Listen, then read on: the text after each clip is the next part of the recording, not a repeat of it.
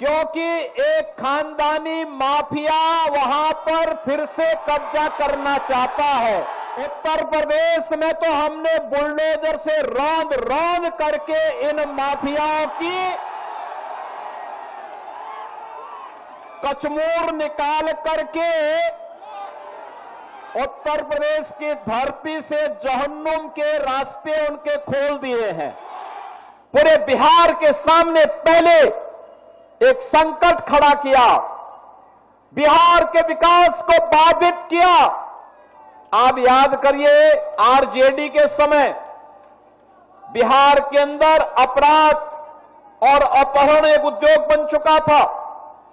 ये भारत आभारी है प्रधानमंत्री मोदी जी का। अंग्रेजों के बारिश के रूप में कांग्रेस ने उसी ब्रिटिश परंपरा का अनुसरण करते हुए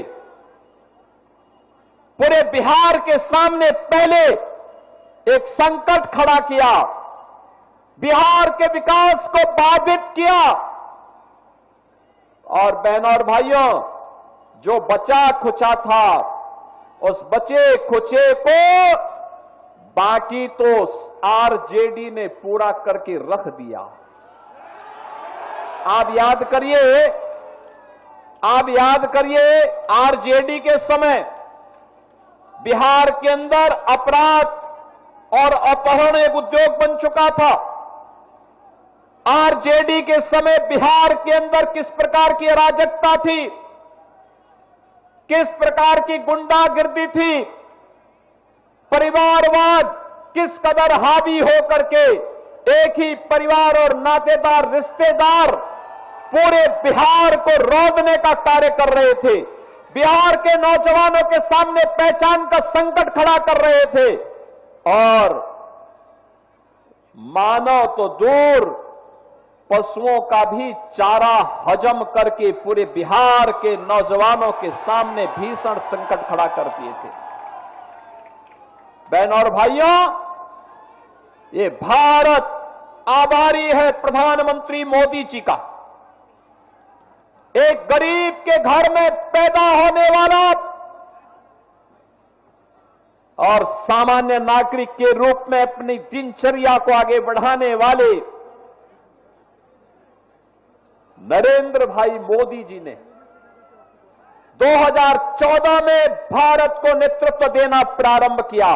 आज आप देखते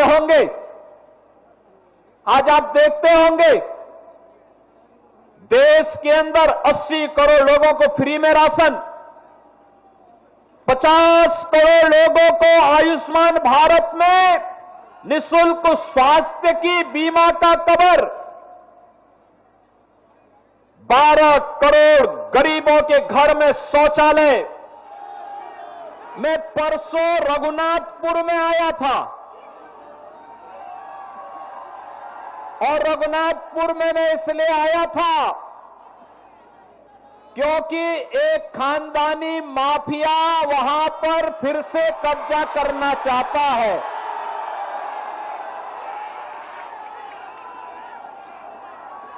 उत्तर प्रदेश में तो हमने बुलडोजर से रौंद रौंद करके इन माफियाओं की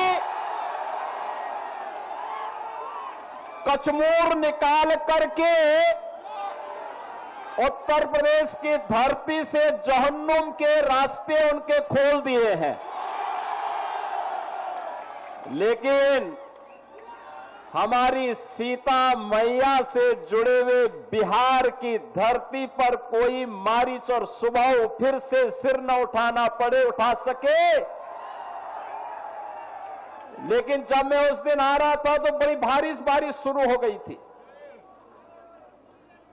और मैं सोचता था कि कोई सभा में होगा नहीं, लेकिन रघुनाथपुर की सभा में वहां के युवाओं की, यहां के नागरिकों की, यहां के अन्नदाता किसानों की, यहां की माताओं बहनों के उत्साह को देख करके मैं कह सकता था कि सिवान की सभा में उससे भी बड़ा सैलाब आने वाला है।